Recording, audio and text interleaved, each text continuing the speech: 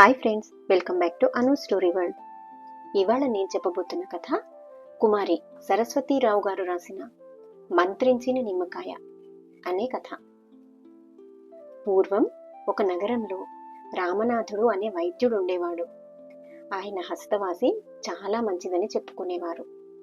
ఆయన వైద్య వృత్తిలో బాగా సంపాదించాడు. ఆయన కొడుకు శంభునాథుడు తండ్రి వద్దనే వైద్యం నేర్చుకుని యుక్త వయసు వచ్చాక పెళ్లి చేసుకున్నాడు. కాలక్రమంలో రామనాథుడు వృద్ధుడై తన కొడుకును, కోడలిని, మనవలను చూస్తూ చివరకు కన్నుమూశాడు. రామనాథుడు పోయాక సంచికట్టు పూర్తిగా శంభునాథుడి చేతికి వచ్చింది.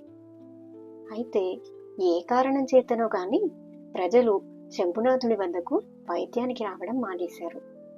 వచ్చే వారి సంఖ్య రాను తగ్గిపోతూ వస్తోంది. దీనికి కారణం ఏమిటో శంభునాథుడికి ఎంత ఆలోచించినా తెలియలేదు. తన తండ్రి మీద ఉన్న గురి ప్రజలకు తన మీద లేదు కాబోలు అని అనుకున్నాడు. కాని అతడికి రాను జరుగుబాటే కష్టమైంది. తండ్రి సంపాదించింది క్రమంగా తరిగిపోతున్నది. ఇంకో పని చేసుకుందామన్నా అతనికి వైద్యం తప్ప మరే విద్య రాదు. ఒకరోజు అతడి భార్య అతడు భోజనం చేస్తూ ఉండగా అతడికి విసురుతూ, ఊరి చివర కొండ గుహలో ఎవరో స్వాముల వారున్నారట. ఆయన విభూతి మంత్రించి ఇచ్చి అందరి రోగాలు పోగొడుతున్నారట. ఈ విషయం మీకు తెలుసా అంది. ఈ మాట విని శంభునాథుడు ఆశ్చర్యపోయాడు. విభూతితో అన్ని రోగాలు నయమవుతాయంటే అతడికి నమ్మకం కలగలేదు. అతడు ఆ సాయంత్రం ప్రజలతో కలిసి గుహకు వెళ్ళాడు. గుహలో స్వాములవారున్నారు. ఆయన కాషాయ వస్త్రాలు, ముఖాన విభూతి ధరించి ఉన్నాడు. ఆయన చేతిలో రుద్రాక్షమాల, పక్కన కమండలము ఉన్నాయి. ప్రజలు గుంపులుగా ఆయన చుట్టూ మూగి ఉన్నారు. ఆయన అందరికీ విభూతి పంచుతున్నాడు. దాన్ని తీసుకున్న వారు స్వాముల వారికి పళ్ళు, తినుబండారాలు, పువ్వులు, వస్త్రాలు సమర్పించి వెళ్ళిపోతున్నారు. ఇదంతా చూసి శంభునాథుడు ఇంటికి తిరిగొచ్చాడు. అది మొదలు అతనిలో మార్పు రావడం అతని భార్య గమనించింది. అతను రోజూ ఉదయం స్నానం చేసి ఆదిపరాశక్తి ముందు కూర్చుని తన ముందు పువ్వులు, నిమ్మకాయలు పెట్టుకుని గంటల తరబడి పూజ చేస్తున్నాడు. అతని భార్య వారికి వీరికి సహాయపడి సంసారం గడుపుతుంది. ఒకనాడు శంభునాథుడు పూజలో ఉండగా బయట వీధిలో ఎవరో గొల్లున ఏడవటం వినిపించింది. అతను బయటకు వచ్చి చూశాడు. ఒక తల్లి ఒక కుర్రవాణ్ణి భుజాన వేసుకుని ఏడుస్తూ పోతోంది. శంభునాథుడు ఆమె నాపి ఏమైందని అడిగాడు. మా అబ్బాయి స్పృహ తప్పి పడిపోయాడు బాబు. స్వాముల వారి దగ్గరకు తీసుకుపోతున్నాను. అంతదాకా బతుకుతాడో లేదో అంటూ ఆమె ఏడ్చింది.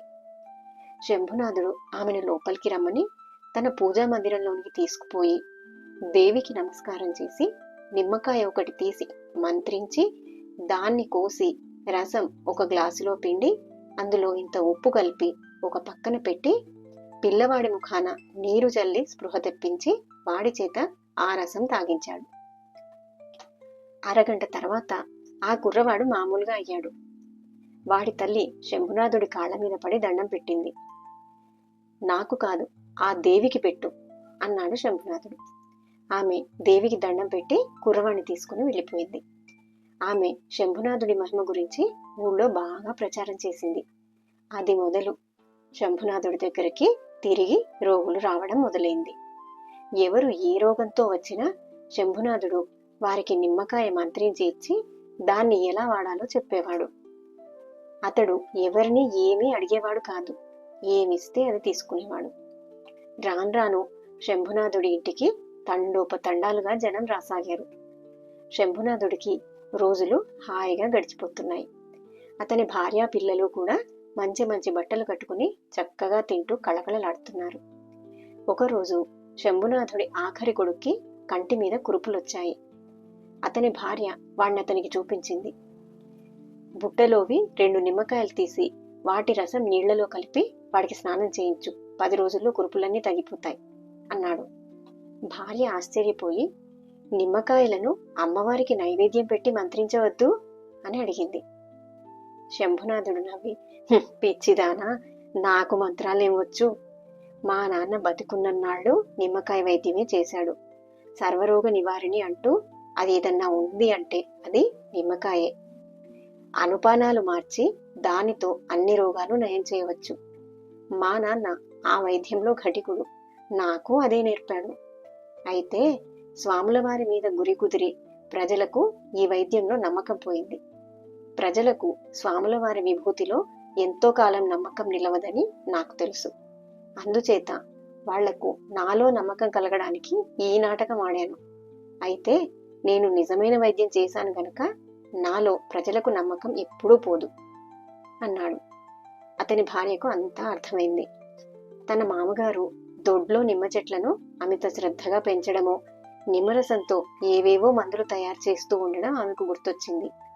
ఆమె తన భర్త చెప్పినట్టే నిమ్మకాయల రసం నీళ్లలో కలిపి ఆ నీటితో పిల్లవాడికి స్నానాలు చేయించి వాడి కళ్ళ కురుపులు నయం చేసింది. అదే కథ. కథ కంచికి మనం ఇంటికి. మరిన్ని మంచి కథల కోసం నా ఛానల్ని సబ్స్క్రైబ్ చేసుకోండి. Thank you.